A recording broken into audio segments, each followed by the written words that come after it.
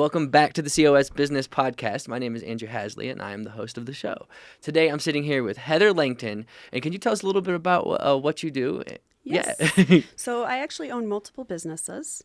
My primary business is On Point Business Coaching, and I'm a profit improvement specialist. So I go into companies, help them figure out how to make more profit, basically. I do the same thing with one of my other companies. It's Cannabis Queen Consulting, and I work with cannabis companies doing the same thing, helping them improve their profits. And my passion is one of my other businesses, and that's Heather Langton Photography. And that's at heatherlangton.com. And I do landscape, still life, nature, wildlife, things like that. So that's kind of a little bit about me. Now a word from our sponsors. The People's Tiny House Festival is the nation's largest gathering of simple living, featuring van conversions, bus conversions, and tiny houses, of course. Catch the event in Loveland, Colorado, July 16th and 17th at the Ranch Events Complex. Get your tickets at peoplestinyhousefestival.com/tickets. Our next sponsor is Planet Duct. Planet Duct offers astronomical air duct cleaning with the most powerful vacuum trucks in Colorado. They have taken air duct cleaning to a new intergalactic level that is far more powerful and proactive than any on the market in El Paso County or Southern Colorado. Reach out to Planet Duct for any of your air duct cleaning needs. Recon Marketing is the fastest growing social media agency in Colorado. Recon focuses on becoming an extension of your business while providing social media management, review management, and digital marketing. Recon Marketing, putting you on the radar. Our next sponsor is Power Toolsafe. Power Toolsafe is revolutionizing tool tracking and protection for everybody. With Power Toolsafe, you can protect the equipment that keeps your business running. Go to powertoolsafe.com and start your new account now and register up to $10,000 in tools for free. Our next sponsor is Sheath Underwear. Sheath Underwear has a pouch for the boys. It is everyday underwear for every man. 100% money back on the first pair if you don't like it. Visit sheathunderwear.com and enter the code COSBP20 to get 20% off your order. Yeah, and we were talking about that a little bit beforehand, and like there's a distinction of what like there's different types of photographers, people who do it as a service, but you do it as an art form. Correct. And you sell your art. Correct. Which is an interesting, like every photographer I talk to, that's usually not what they do. Yeah, no, the reason that it's my passion is because nature heals me. Somehow it brings me back to my center, and I really want to share that with other people in the world. And one of my passions is actually working with formerly incarcerated people who are entrepreneurs now. And I donate 25% of my profits from Heather Langton Photography towards a foundation that supports that. Okay. And so one of the things that I do as well is when one of my pieces of art are purchased, I also send a 4x6 of one of my photos of their choice to somebody who's incarcerated. Okay. So that they get some exposure to nature, because a lot of the times they're not even seeing grass. So Why do you feel passionate about that? I have a friend whose brother was on death row, and I met her when he already was on death row, and he apparently had become a very different person, but he was executed. And it opened my eyes to a whole nother world. And just talking with her and finding out how much, it's not the right word to say oppression, but how much, what's the word? So all the people out there that used to be incarcerated are being discriminated against almost in a lot of ways. And it's partly because they can't get jobs, because they have a criminal past. And so there are just a lot of things going on that were brought to my attention that I started feeling like maybe I could do something in that area. And with the photography, again, it's bringing nature, which I'm hoping I'm bringing healing to people who might be hurting. I don't know. I also, in On Point Business Coaching, I also coach pro bono people who are formerly incarcerated and who are either becoming or are currently entrepreneurs. I do a couple of hours of coaching with them just to try and get them on a right path for where they want to go. And that's really fulfilling as well. Okay, so that aspect is something you just provide as like a community service? Yes. Okay, interesting. Yeah. Yep, I take it by referral. So if somebody knows an individual who's formerly incarcerated in the prison system, who is currently becoming or currently is already an entrepreneur, and they want some coaching, I give away 2 to 3 hours depending on what they need, and try and help them get set up in a direction that takes them to where they want to go. Nice. And so what are some of the things you typically end up doing when in those, I guess you can call them like really just startup kind of, really beginner kind of courses, I assume, right? Yeah. Some of them are. Some of them are already established and Okay. they're coming to me. So I can work with somebody at any point in the business when it's a concept to when they're getting ready to sell it and make money off of it and retire. So anywhere along there. The people that I've worked with that are in the beginning phases, a lot of it is putting together a business plan so that they can get financing, trying to figure out what business model they want to use, trying to figure out what are their goals right now, because starting a business is so overwhelming. There are so many aspects of it that a lot of people have trouble figuring out what to do first. So I help them figure out how to line things up. My goal is always not just to help people see a bigger picture and not just to help people learn from where I've come from, but also to help individuals thrive in what their passion is. Yeah. Sweet. And there was one thing that I just didn't want to stop the conversation for. Sure. I want to make sure that your face isn't blocked by that. So we're going to It adjust is. the microphone. And we can just lift this up and shoot that out. So that Okay. that should help with that. Because I noticed half the time I just I know. I see half of your face too. Yeah. See, we're still adjusting to these mics though. So yeah. Yeah. So what makes you qualified? What are some of the things that you've done in the past that would convince people to be like, okay, she's the coach I want? Okay. So I actually have my bachelor's degree in speech and hearing testing, and my master's degree was in teaching deaf and hard of hearing kids. So when I started out on this journey in life, I had no intention of doing anything with businesses, small business. And then my husband at the time decided to start a contracting business. And I was teaching, and I started doing a little bit of the business stuff in the background on my off days.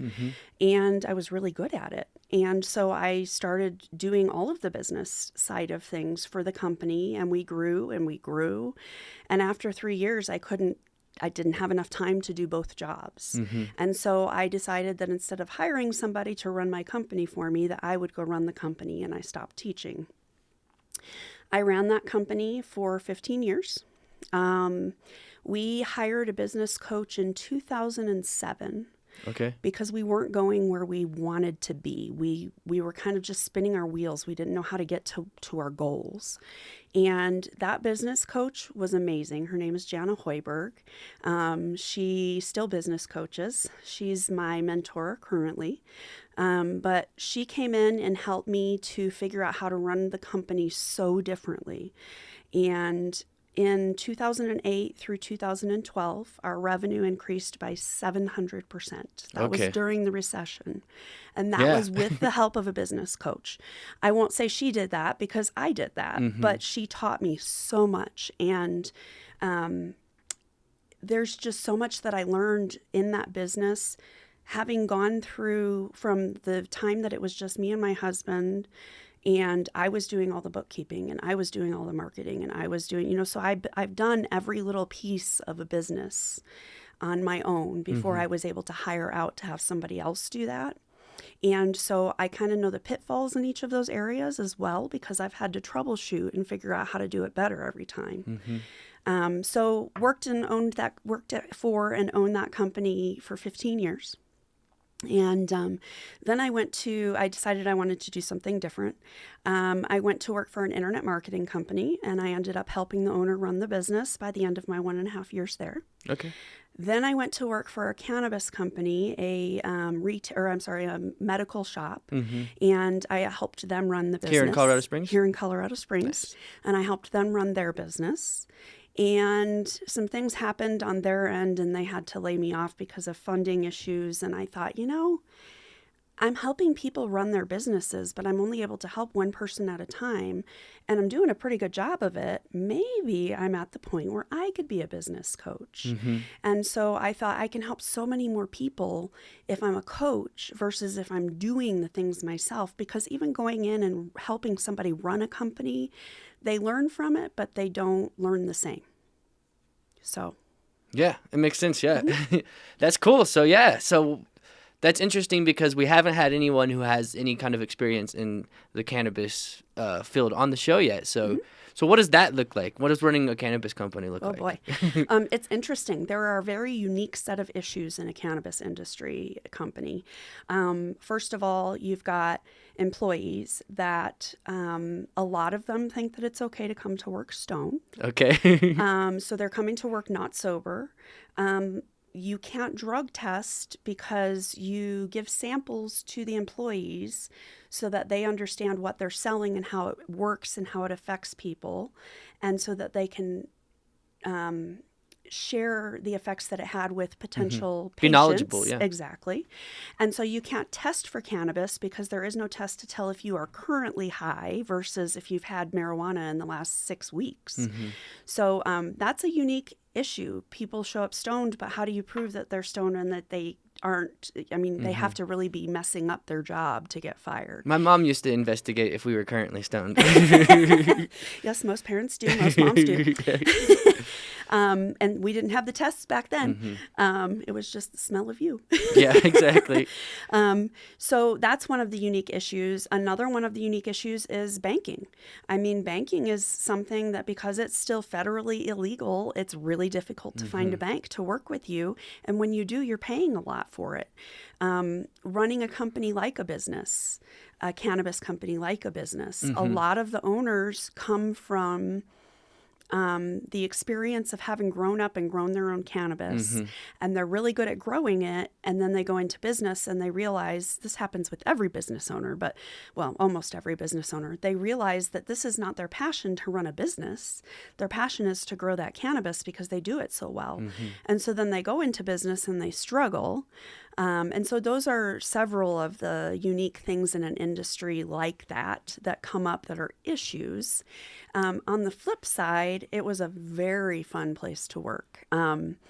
The industry is just really different. It's there's a lot of camaraderie. Marijuana tends to be a very social substance, and so people tend to share and interact with each other. The dispensary that I worked at did parties all the time where we would have all of our patients come in and we would have barbecues and giveaways and all kinds of fun stuff. I met a lot of very talented individuals, people who taught me so much. I learned a lot. So it's a very satisfying industry to work in, I feel. Nice. And it seems like you have a passion for it. I do. Yeah. Yeah. Yeah. So how do you help a cannabis company grow? What are some of the steps that they could take to start seeing success, I guess? Sure. So one of the biggest things that I see is a lack of processes and systems. And that can be something as simple as, how do you answer the phone? To how do you enter things into the books, to how do you discipline somebody when they're not performing their job duties as they should. I mean, all different things in any business should have systems and processes. That right there, creating systems and processes gives you more profit, because here's what's happening. You create a system, you've now duplicated yourself. So instead of you having to train somebody on how to enter everything into QuickBooks or into whatever software they're using for bookkeeping, you actually can have them review what you've created before, and they'll know what to do. And that happens all throughout the entire parts of the business when you create the systems and processes you need. What that also does is it allows a business owner to not have to be there physically all the time to make sure that the company is run the way that they want it run, which means that they get to choose what to do with their own time. And that's really what we all want in life, is we want time to do the things we want to do that we feel are important, to spend time with family, to be with friends, to spend time donating our time. Passion projects. Exactly. And that's what we as humans live for. And there's this big misconception out there that we all want money, when really what we want is the money to be able to take care of all the things we have to pay for so that we can use our time for what we want to. So. Yeah. And that's interesting because how much you need to pay all the bills is different for everyone. Yes. And so some people are like, I want to make all this much money, but really don't even need to make all that much money. Right. Well, and they might be paying for things like a boat and a really nice car and vacation home. And what they really want is time at that vacation home. And they want to spend time in that vehicle that they enjoy. And they want to spend time on the water in that boat with people that they care about. So it's not the money that they want. It's the freedom that they get with the things they buy with the money that help them to create lifetime memories. For sure. Yeah. So was that some of the things that your business coach in 2007 showed you guys? Did she help you guys put systems in place? Was that one of the biggest things? Yes, that was one of the biggest things. I'm trying to think of what else, because you asked me if there are more than one. What would be the next thing? I would suggest... for cannabis? Yes, for cannabis companies. The next thing that I would suggest is to do leadership training, because everybody in any business has the potential to be a leader.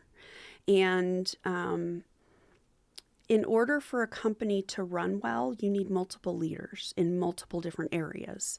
You can't have followers everywhere.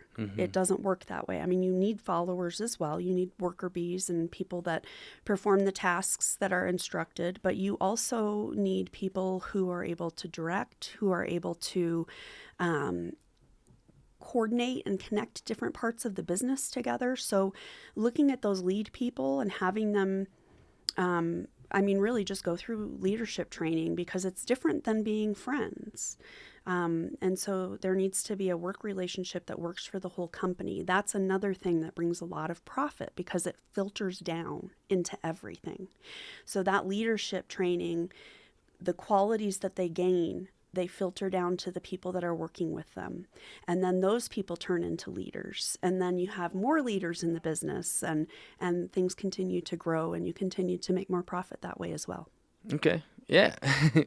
Yeah, that's interesting, because you can, to be able to start building those leaders and those processes, and then having people learn the processes, and after they get those down to a fine point, they can really step into a different role and kind of help organize more things, because hopefully when you do those things, it allows you to have more cash flow, and it's actually helping the business grow, and then you can expand on top of that, right? Exactly. So, and it depends. Some people don't want to grow their business; they just want to improve their profit margin. But most people want to grow their business, and all of those things are necessary for growth. I can't tell you how many times I've seen companies try to grow without the systems and processes they need, and unfortunately, that's a crumbling foundation to start with. And so it doesn't last. They're lucky if they don't go out of business. I would say the majority of people who try to scale up without those systems and processes have to scale back down and lick their wounds for a while and figure out a totally new path to take. And often people come to me at that point where they're saying, I thought I was doing okay, and I leveled everything up and it didn't work. What am I doing wrong? And so a lot of the times that's where I come in and help them see a different part of the picture, or share with them my experience. I feel very strongly that when I work with clients, that we're working together, we're a team. And my job is to be transparent, to be honest, to be straightforward, and to share with you things that I see as potential outcomes based on my experience and what I have been through and what I've seen in other companies as well happen. The client is the business owner. It's up to them what they use that information for and how they use it. But my job is to provide them a different perspective so that they have more options to consider when making a decision, and they can make the most educated decision possible. Yeah. And obviously you believe in coaches because you've had experience with one before that really helped you out. Exactly. And I've actually had multiple coaches, not just that one. But coaching is... You can find coaching in all areas of life. And I have yet to come across a type of coaching that I believe would be wasteful. Okay. Because we all have our own expertise, and we don't necessarily know the things we don't know. And so hiring somebody who knows the things we don't know can help us. And so that's where I come from a perspective of helping. Yeah, there's a lot of some of the greats have coaches, you know? Right, exactly. And I mean, Tony Robbins has a coach, I guarantee it. Okay. John Maxwell has a coach, I guarantee it. Michael Jordan has a coach. Exactly. All these people do. So it's not a matter of, sometimes it's hard to ask for help. Business coaching can be very humbling. You're sharing your failures with somebody. So not only do you make yourself extremely vulnerable, you also you need to make sure that the person you're working with doesn't make you feel as if you shouldn't be vulnerable, because that's defeating the purpose. But business coaching can be very humbling. You're sharing your failures. You're sharing your financials with somebody, which a lot of people are very, very sensitive about. Me included. It's a very sensitive topic. And so it can be difficult to start on the path of coaching. But what I hear from everybody that I work with and everybody that has ever used a coach that has had a successful end result is that it was so worth it, that you don't get anywhere without giving that vulnerability. You don't get anywhere without sharing that information that you really feel protective of, but you need help. And so asking for help in that way can be life-changing. Yeah. So what do you say to someone who has had bad experience with coaches and they're like, well, this didn't work out. I paid this coach so much money and we got no results. Absolutely. What do you say to that? That does happen. Yeah. It happens more often than I would like to see, for sure. I can say that there are coaches out there who don't know what they're doing. There are several things that I think are important when you choose a coach. So you need to feel like they're a partner, not a boss. You need to feel comfortable with them and that you can share with them whatever is needed. You need to know that they know what they're doing, which can be a difficult thing. I'll touch on that in a second. Hold on to that. And you need to make sure that that they're working with you to create a plan and to fulfill that plan. If any of those things don't jive, then they're probably not a good coach to hire for you.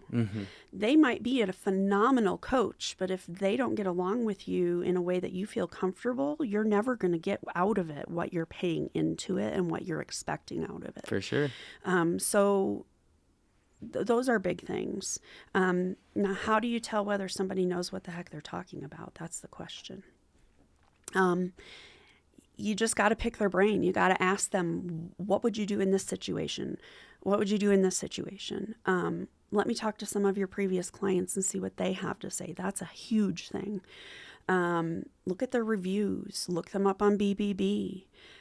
Some coaches are certified in different techniques. I personally am not. I choose not to spend the money to become certified in something that doesn't reflect real world experience necessarily. But I mean, there are all different ways that you can tell whether somebody is qualified or not. And you really want to be careful to select a coach who specializes in what you want to have as an outcome. So for example, I specialize in profit improvement. If you're not having issues with profit and your issue is with retaining employees, then that's a totally different aspect. And so you might want to use somebody who specifically focuses on that. Now, I can tell you that was actually a bad example, because if you're losing employees, you're also losing profit, because the employees are leaving, which means you don't have as much productivity, which means you don't have your retention of customers is not going to be as high, and your revenue is going to drop and your profit's going to drop. So almost everything comes back to profit in the long run. But if you have a specific issue in something, for example, better example, video. So I'm working on doing more video for my business. I'm working with a video coach who is helping me figure out how to make the videos more effective, how to do them more consistently, how to make them more irresistible, basically. So how to market myself better using video. And then teaching me also that video can be turned into other things that you can utilize for marketing as well. So I'm working with a video coach. Yeah. Sweet. Yeah. I'll be releasing a lot more articles and blogs on and videos great. on video marketing and stuff like that. So I'll be looking for that. So yeah, that could cool. be just some helpful stuff out there. Yeah. I've actually that's interesting. Is that specifically what they do? Is video coaching? Because I've had people like consult me to come to their office and set things up, and and give them a list of what they need to buy. So I've done like consulting, but I was just thinking that's interesting that someone's doing it as like that's their business. So that's cool. And actually, her name is Vicki O'Neill. I found her on on LinkedIn, and connected with her. And I just went through a free 5-day training, and ended up paying for more of her services because I was so impressed by what she did. And she's amazing. But anyway, so there definitely are people out there who that's what they do for a living. That's something that maybe you should look at even. Yeah, for sure. Well, potentially, yeah. I mean, or a course or something like that. Yeah, definitely. But I mean, it's not what I want to do. I don't think so. Gotcha. So if I have a client who does come to me and be like, that's what I realize they need, then maybe that's what I do. Gotcha. But it's not my main offer. It's not your or main something. focus. Yeah, it's not something I really majorly focus on. But I want to go in and produce the videos. That's kind of my idea. That's your part that you love. Produce not only just give the strategy, but give the strategy and produce. So that's kind of together, Yeah. So I mean, definitely. And sometimes it goes like just one of the other, but I'm really fine tuning what I want to focus on, and maybe even niche it down even more. I don't know. Yeah. So typically, this just brought up a thought. Typically, when somebody reaches out and says, I'm thinking about coaching, was looking at your website, how do I get to know you better? I do a 45-minute free consult, an initial consult. During that first 45 minutes that we talk, I find out what their biggest issues are, what their direction is, that kind of thing. They almost always walk away with several tips and tricks that I give to them as an idea of how they can improve their issue. And part of the reason that I do that is because I want them to see that I can help them with that issue. Now, if I can't, then I let them know. Yeah. And it's interesting because even if I'm not giving a consult, whenever I sit down with friends, like we're sitting here right now, and I'm thinking of things are coming to me about how you could improve on what you just mentioned that you want to focus on. And so how you could make that more efficient or, that kind of stuff. So that's another way to help figure out whether a business coach is right for you is, do they understand what you're going through? There's a lot of different phases of business. And if you haven't been through one of those phases, it's really difficult to understand how to fix it. So part of where I come from is plenty of failures, plenty of mistakes made, and new things learned and new paths forged. Yeah. I failed for a whole decade before I had a successful business. That's the way it goes. I had several businesses. I started my first business when I was in 4th grade, actually. Okay. So I used to sell friendship bracelets. I used to make a school newsletter that I would sell, and my mom would take me to work with her on the weekend, and I would make photocopies for free so that I could actually make money on them. And I mean, I've had so many businesses throughout the years, way back even to then. So it's interesting. You have to go through some things to be able to find success in entrepreneurship. For sure. Yeah. And someone's path is not your path, so you can't compare yourself either. Exactly. And honestly, what I do is I just help people to shorten their path. Yeah. It's good. Yeah. Yeah. Well, that's like a tagline on your website. Shorten your path to success. Yeah. Nice. Sweet. Yeah. So who's your main type of clients you're looking for right now? So right now, I am looking for clients that have a revenue of around $800,000. The company has 4 to 6 employees. I really love working in the construction trades simply because I did it for so long, and I'm so good at it. So I tend to have a lot of success with the construction trades. That tends to be a higher success rate than anybody else that I've worked with. But I also really love to work with the cannabis industry because, again, it's just like construction trades. It has a very unique set of issues that are not common that you have to address. Yeah. Yeah. Okay. Yeah. So that's cool. Yeah. So what am I thinking? Where Yeah, I guess we have asked basically almost all the questions that I needed to ask, so I'm running out of questions. Well, I'm trying to think about what I could tell you about. Mm-hmm. The ideal client. You know, you're going to have to do something with this in edit. No, I love it. Okay, so I guess I could tell you one of the things that I've helped a company with, like a real life scenario and what our solution was. That might be something that I could share. So when I started, it's interesting because I've coached a couple of people that you've had on. Okay. And so one of them is very, very successful. I like to think that I had something to do with that. I don't know if I did. Okay. But I did help along the path, which is really cool. And they are growing. They started out where they were at a point where they were trying to level up and they didn't have a foundation. Mm-hmm. And so I worked with the office manager. I worked with the field supervisor. I worked with the owner. We looked at things like creating systems for when they went out for a service call. How do you charge for a service call? Because that's not something that every place does. And so how do you charge for a service call so that you're increasing your profit because you're not wasting any of your time giving free estimates to people? Mm-hmm. How do you get people in the field to do things the way that you want them to do it?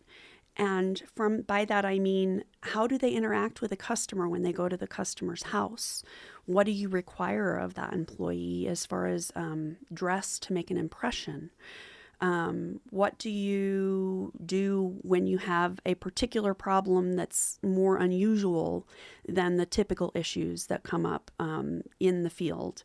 And so you have a system put together for that because it's maybe a situation where people are often tricked into not realizing it's going to take a lot more labor than you thought.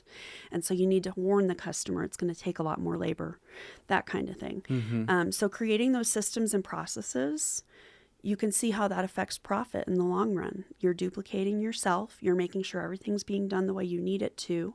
Even just creating a system for how you want your bookkeeper to enter things. If it's done the right way, you get tax write-offs. If it's not done the right way, you don't get as many tax write-offs. If it's done the wrong way, you can pay taxes on money that you didn't even actually earn. Mm-hmm. So finding ways to take what's going on in the business and perfect it to where the business owner wants it to be. Those are huge things. Yeah. Can make a big difference. For sure. So working with that company, those are some of the things that we started working on. And they did an awesome job with coaching. They were really fun to coach with, and they're continuing to grow. So interesting. My brain's over here like, who was it? I can't tell you because of confidentiality policies. Okay. But I can tell you there have been a couple. Okay. Nice. I feel like that's not my information to share. Mm-hmm. And I would love to share it with you because they're doing so well. But I feel like if they want to share that they did business coaching, then that's up to them. Some True, people that are makes sense, sensitive yeah. about it. Some people feel like it makes them look weak. Mm-hmm. Because they're asking for help because they don't know how to do what they need to do. Mm-hmm. So I try to respect that. And yeah, that's awesome. I'm glad you do. Yeah. Sweet. Yeah. So are you from Colorado Springs? Is that where your business was at? It was in Colorado Springs. I was born in Denver, and my family moved away from when I was 2 until I was 22. I came back. I moved here, and that was when we opened our construction company. Okay, when you were 22? Mm-hmm. Okay. And yeah. So how long were you running it before you hired the coach? So we opened it in 2001 and we hired the coach in 2007, so 6 years. So you had been operating. You guys had a good foundation, obviously. You made it past the 5 years. Yeah. Honestly, I think we did it by luck. Okay. Yeah. By dumb luck. And I mean, there was a lot of learning and a lot of intentionality towards it, but there was also a lot of, oh crap, I can't believe that worked. Mm-hmm. And then when we got the business coach, things became way more intentional. For example, here's a great way to understand what a business coach can do for you. We used to do free estimates. When I owned my construction company in the beginning, we did free estimates. Mm-hmm. And we realized we were putting in 10 hours an estimate By the time you talk to subcontractors and get their, estimated pricing, by the time you figure out how much your labor, your material, you have to look up all the materials. You're really doing material takeoffs and all kinds of, it's a lot of work. We got to the point where we decided to offer estimates as a rough guess. So we would go to the house at no charge, take a look at everything, figure out basically a square foot price and say, okay, if you go low end, it'll be in this price range. If you go high end, it'll be in this price range. You could be anywhere in between. Here's what we need to do next. We take 10% of the lowest price. We put that towards us getting our bids. We put that towards us getting our contractors to go out to your house and take a look and say, this is definitely what it's going to cost, not just the square foot price, but what is it actually going to cost? We would spend the time to do the takeoffs. We'd spend the time to figure out all the labor for all the different pieces that we were doing. And the cool part about that was that when we came back to the client at the end of that design phase, we had something that was concrete that they could count on, and our change order rate was less than 2%. So what that means is when we would give a customer a price, 98% of the time it would not change because we had anticipated everything possible. Yeah. And so when it did change, it was kind of a situation that there's no way we could have known. But what that did was it allowed us to put in the time to help people, help clients get a concrete number so that they're not in a nebulous situation. I can't tell you how many times I've seen people rip out a kitchen and a cabinet doesn't come in when it's supposed to, and now you're without a kitchen for 3 months. So I mean, just different stuff like that comes up. So having a business coach changed my mindset about everything. Going from doing free estimates to getting paid $2,000-$3,000 even, sometimes up to $10,000 to do that bid and make sure that we were doing right by the customer in every way we possibly could. And you guys were just kind of, after doing it for that many years, you guys were kind of stuck in your ways. This is how we've done it. And you guys just couldn't see that opportunity, essentially, without someone pointing it out. Exactly. And that's what happened was when we hired a business coach, she asked a lot of questions. And they were difficult to answer sometimes. And her question was, why don't you charge for estimates? Well, what value do you provide? So if you're providing a value, why aren't you charging for that? Why are you giving away your time for free? And those are hard questions to answer when you're in an industry that's the standard. We started off by charging $25 for an estimate. That was the very first time I charged because I was like, nobody is going to pay anything. So I ran a coupon special and I said it was normally $50 and we were doing it for $25. Lo and behold, that changed my life. The client paid the $25. We had several people do estimates. They paid the $25. We gave them the estimate. Because they paid us the $25, they were invested in working with us. And it's amazing what you can do when you have somebody invested in your company, what you can do together. Yeah. So, yeah. People that pay also pay attention. Yes. More. Yes. And that's another thing.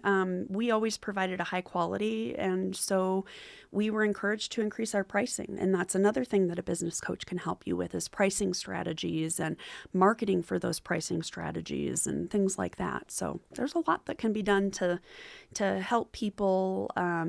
I do a lot of different small things that add up that help people make a change. Yeah. And so that's good. I like that you're also niched down in a sense too. You're focusing on construction, but you're also niching down to cannabis, and you can take both of those things and really drive marketing specifically to that, because the more you niche down, the more you can provide more specific value, and you can find the right people. So that's awesome. I joke that my niche is business owners who want to make more profit, who are open to change, and who are ready to work hard. That's my niche. Yeah. Because honestly, there are not many people out there who are truly ready to work for what they want. And so that's part of my job too, is to figure out if the people that I'm working with are actually invested. Because to be honest, I don't want to take somebody's money if they're not getting anything out of it. I mean, it's easy money, but it's not honest. For sure. And so I don't like to work with people who aren't ready to work. Well, exactly. Me neither. Yeah, it doesn't make sense. Yeah, same with video, because that's what I go in and I help companies, by doing video and marketing strategies with video. Yep. So that's kind of the main goal that I'm working with. And yeah. I was just thinking I was going to build off of what you were saying, and I totally lost my train of thought. That's okay. I'm trying to think of what else I can cover. Let's see. So I can work worldwide. I do most of my coaching virtually, although I love to work with people in person, and I'm certainly available, especially in the Colorado area, to meet in person. I also am available to fly to wherever somebody wants to fly me to check out their business, that kind of thing. But most of the coaching is done virtually, which is actually a huge benefit for both the owner and for myself. Taking time to meet with somebody, driving there, that kind of stuff. So I try to help business owners also streamline their investment of time with me, because it just doesn't make sense to waste time on driving if we don't have to. Yeah, makes sense. And I've done that since before COVID, actually. But it's... Yeah, I'd like to do that too. I mean, I'll meet online if it makes more sense that way. Yeah. I actually prefer that, except Yeah. for this podcast. This podcast has never been done online. Yeah. And that's for a few reasons. Yeah. But I'm we just I like it. I like it in person. I think it's better. I think it makes There's you more more interaction. engaged. Yeah. And it makes it an experience. And I think it also controls the way everything looks. And that's we're producing a show. So yeah, Yes, I agree. And I just remembered what I was going to say. Yes. When you're niched down to say a cannabis business coach, well, that helps you out specifically because there's certain things that you can help that is specific to that industry. But there's about 1,000 other coaches here in Colorado Springs. Yes. So when you're able to identify something that you can really latch onto, you stand out from those other coaches for that specific target. Yes. So that's why it's awesome. It's definitely an important part of niching down. The other thing, I really, it brings up just a random thought, but I don't have any competition. I don't consider people that coach my competition because everybody out there could use a coach for something or another. Exactly, yeah. And there has to be a client out there for me. Even if there's somebody out there that doesn't like me, there are 10 more that do. And that person that doesn't like me is going to fit better with somebody else. So why sweat it? Yeah, that's what I think, yeah. I coordinate with coaches often. In fact, I'm doing a couple of workshops right now about attracting and retaining quality employees with a coach. His name is Saul Palma. Okay, And he was on the show. Was he? He owns Ambitious Goal Getters.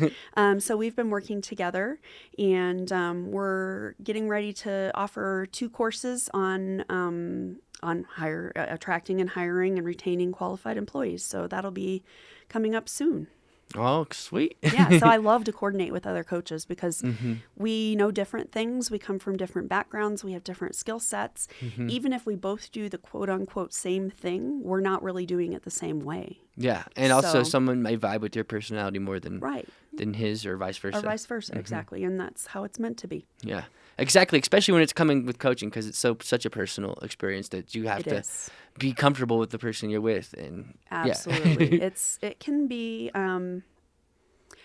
having been a coached client before, having been on the other side of things, I've been intimidated to talk to my coach about things at times. I've been nervous to tell her things. I've been, there have been situations where I hear things I don't want to hear. I mean, sometimes it's kind of hard to face that our problems come from us. And sometimes that's what our coach's job is, to say, you know what, you're creating this problem yourself. Figure out how to do it differently, and you can create a different kind of solution. I had times when I was with my coach where I felt really, really smart because of the information she gave me. So it is a very personal path to take, and there's a lot that goes into it. I had my coach personally. I had my business coach until I closed the business. And that was because I got divorced. So I had my personal coach for 2007 until 2016. And people used to ask me, how long do you plan to have a coach? And I would say, as long as I want to make more profit. Okay. So it was kind of, that's where everything started. I actually wanted to be a business coach after I hired her, but I knew I didn't have enough experience in what to do. So I waited several years, and then when I had enough experience in the end of 2018, I went ahead and pulled the trigger, and here I am. Nice. Yeah. Okay, yeah. And it's just been what your main focus has really been? Yep. Okay. That the photography and the business coaching. Nice. Yep, absolutely. This podcast is kind of like a coach, a coaching mechanism for me, Yes. like also a therapy mechanism for me. You know, I've even had literal therapists on. That's awesome. So it's like it's just talking to lots of different business owners where they're at, different positions, different places in their business, different levels, and just getting to on a weekly basis, you know, really communicate with them and talk about business. And it technically is like a weekly coaching session. Yeah. I just thought of something else that I could share. Okay. I love to share all the positives that come out of my path and where I've been and where I've come to. I also would like to share, because I think there's somebody out there that needs to hear about it. My company was at a point where I was looking at another house. I was looking at 3-4 vehicles. I was doing vacations, things like that. And then some things happened and the business went down. And it was through no fault of our own. There was the fires. There was just all kinds of things that happened. But anyway, I've been on the downside of things. I ended up having to close the business for, like I said, because I got divorced. But I was in a situation then where I had a hard time finding a job. And as an entrepreneur, it's difficult to find a job. You're not only overqualified, you're too sassy for them usually too. Yeah. And sometimes maybe ego too, to step into a different role. Yeah. Absolutely. Being in charge of multiple people at once, and then all of a sudden being the bottom one on the totem pole can be scary. Yeah. I had a hard time finding a job. It took me 1.5 years to find a job. I was working with a resume coach and an interview coach, but I went on public assistance. I ended up having to file a bankruptcy. My house was almost taken away in a foreclosure. And I sold it 3 days before the foreclosure sale. Hallelujah. It was a lot of work to get that to happen. But so I was on food stamps. I was on Medicaid. I was on TANF, which is where they actually pay you to pay your electric bill every month. And the reason I share all this is because somebody out there is in this situation right now. And they might be self-employed and they might not know how to get out of it. Well, I've been there. I've come back from it. And if anybody is in this situation that needs help, no judgments here. I've been through the ups. I've been through the downs. I loved the ups. I learned from the downs, and here I am. Well, thank you for sharing. Yeah, it's not easy to share that kind of stuff. It wasn't until I realized that people can learn from it. And that it's our job, I believe, it's our job to share our experience with others so that they can learn from us instead of having to go through the hard stuff themselves. And even if they do go through the hard stuff, everybody wants to feel like they're validated. And it's validation, for sure. Yeah, everyone wants to be loved, Right. as well. Yeah, exactly. That's cool. Well, thank you for sharing that. Yeah, absolutely. Yeah, so is there anything else you'd like to cover before we close this out? No, not that I can think of. Yeah, sweet. Well, It's been awesome. Yeah, it's been a great episode. And, Definitely. And yeah, I think the crown's going to look awesome on camera. Why, thank you. Yes, I am the prophet queen, so I must wear my crown everywhere. Nice, sweet. Well, this has been the COS Business Podcast, and we'll see you guys on the next one.